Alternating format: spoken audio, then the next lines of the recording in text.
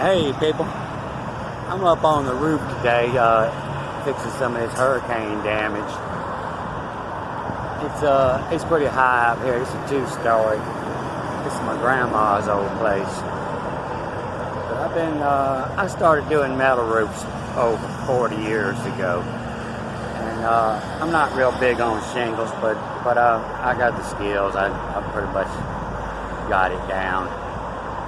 But yeah, I prefer them metal roofs. They hold up a whole lot better when they're put on right.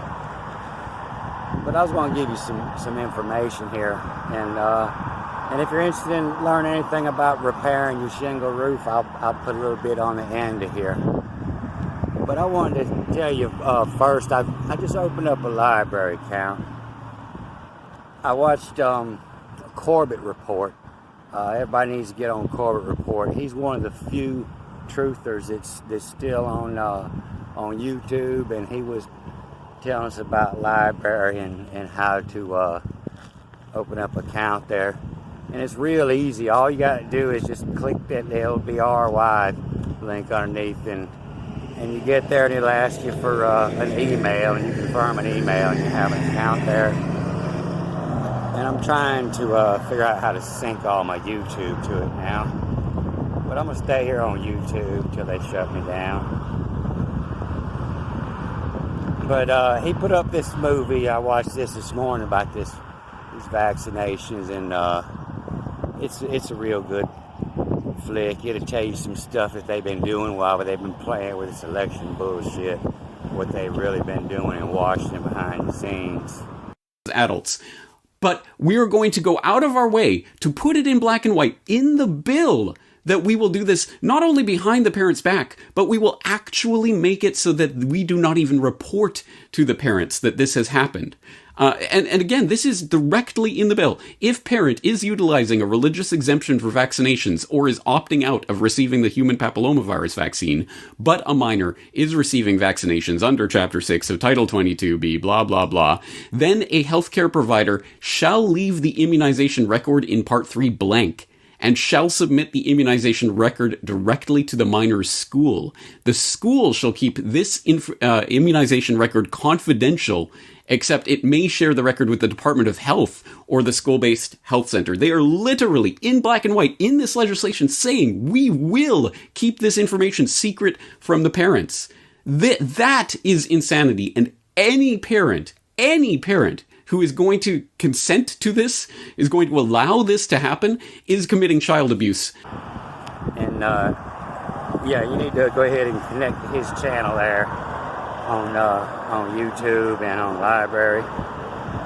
And there's a lot of other good ones that got banned from YouTube. They're on library now. So roof is repairing pretty easy, because whoever put these shingles on, it was I think after Katrina.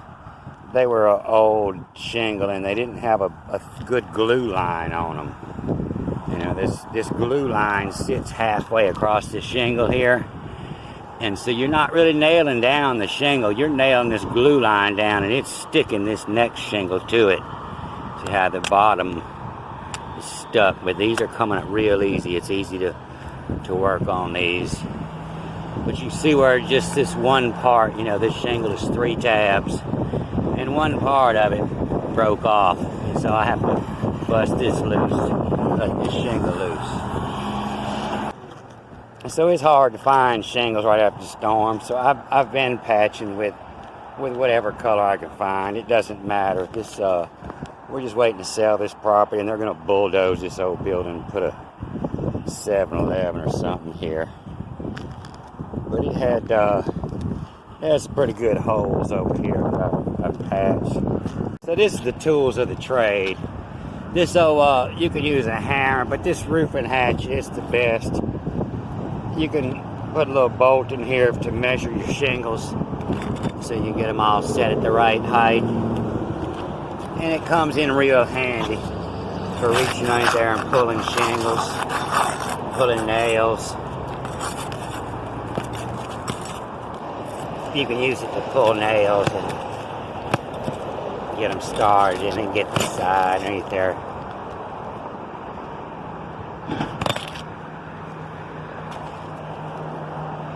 This flat bar, it's almost a necessity on a architectural shingle for reaching up. There's a nail underneath here, and I don't want to damage this shingle, but I got to get these nails out because there's a row of nails underneath in this shingle here,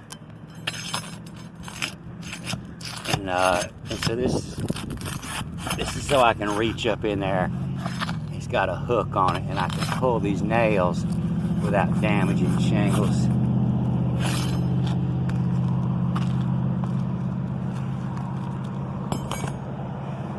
The roof cushion is a must. Protects your knees and keeps you from sliding off the roof. Works good on metal roofs and excellent on shingles. But this is the best tool I found yet when you got a good bit to do. And even with a small job, the teeth reach around the nails and protects the shingles. You don't destroy the shingles, and you can get it up underneath there and pull them nails and loosen them shingles up.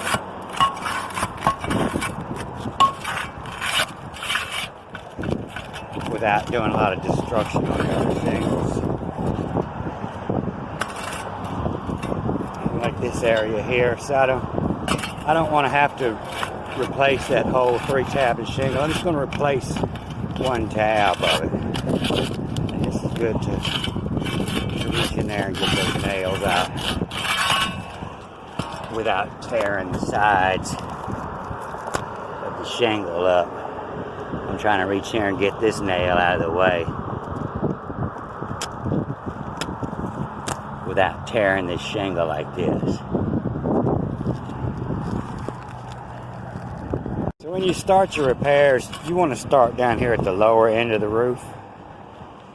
And it's because, there could be a big hole in the top of your roof, but it won't leak. But all that water's running down, so whatever's on the lower end is going to leak more than the top. You can leave a hole in the top of the roof and it'll never leak in a hurricane. The heat in that attic will blow it out. But I just want to replace this 1 tab off this shingle here.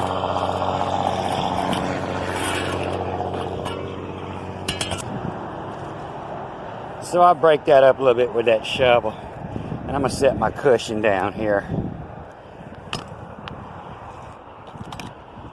So this is a 3-tab shingle. It looks like that, but I don't have to replace all that.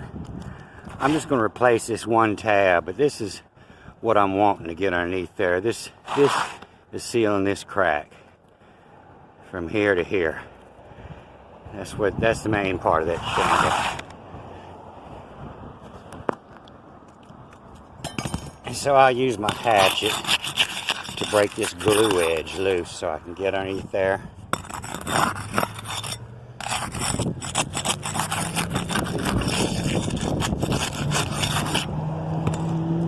And then I use this flat bar, and I'm pulling this nail that was in these shingles. There's 2 nails here that I'm pulling these, and the top of this shingle is nailed down, the top 3/4 of it.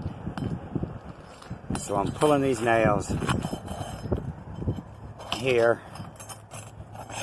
and I'm pulling this top nail, 2 nails that's here. And instead of pulling all that up, you can just cut 1 tab off that shingle.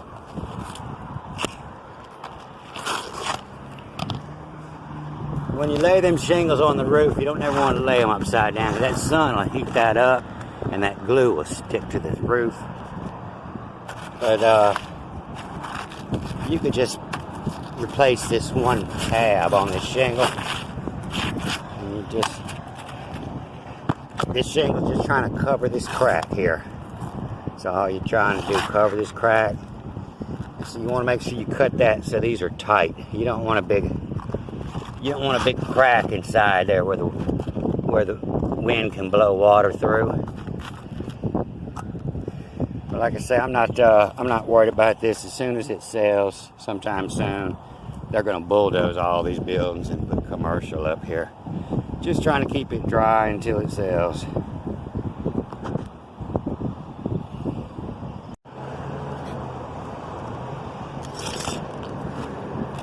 So this 3-tab shingle, I cut it, and I put a foot of it here, and I use this other section here instead of trying to pull all this up, because when you have a good roof, you know, usually they're stiff, and you keep on traveling as you're trying to pull up shingles. It breaks the one above it. These are real limber. We got a good sunshiny day out here. But yeah, I'm just gonna patch what I have to, and I'll cut another 2 foot instead of trying to pull this. I'll cut another 2 foot and piece that. So after you replace those shingles, you see where I placed this one, these two, and these two. You have to go back underneath this shingle that you peeled up. So I nailed the top of this one. But where I pull those nails, I'm going to have to replace these nails here. And this is where you be careful not to break more shingles. You're just going to have to keep running up, you know. It's real difficult when they're brittle. But these nails, where I had pulled this up to get this shingle in, they have to be replaced. Otherwise, the wind's just going to grab this and pull it up the next storm. So I bought some long nails, but them short ones that I had pulled out, they're the easiest ones to get in here, because I'm going to have to reach up in here and get it in. So if you got a tree close by your house, you often see squirrels that come up here. Squirrels and rats that come up here, and they'll eat this lead off. They can feel that warmth, and they're trying to get off inside your attic in the winter. And you'll see teeth marks all across this lead on the top. This one was just somebody didn't cut that pipe off short enough. This boot wasn't tall enough. There hasn't been any rats up here. They can't get up here. But you know, a lot of your one stores, you have a tree close by, you look at your lead boots and you'll see rats' teeth. And make sure it's caulked good around the base. They'll leak a lot if there's a hole here. And you can caulk these up temporary. Don't change them out until you're ready to roof your house.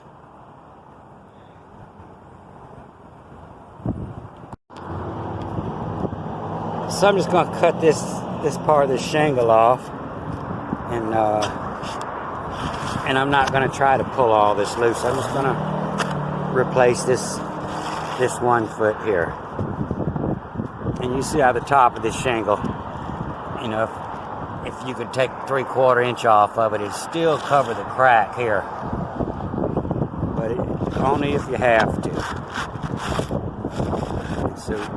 So you can see where this is where the water would leak through. I'm gonna push 2.5 more inches up in there though.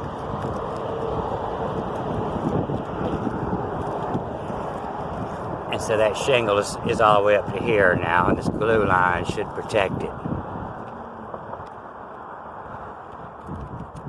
You want these cracks to be tight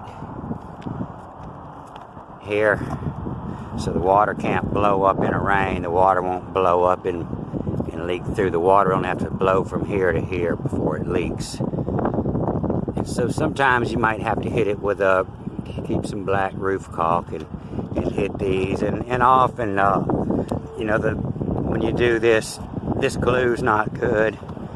Put a dab of that caulk on here to make sure it glues these old shingles back down. This glue's not good.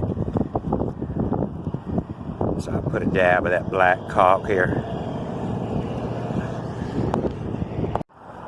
So I'm going to set these nails just above this glue line. You want them really close to that glue line.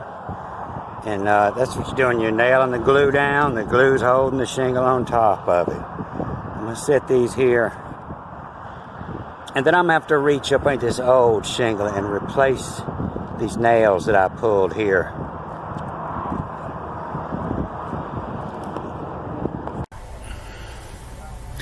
So what I learned mostly during this is I have to hire a cameraman if I try to do an instructional video.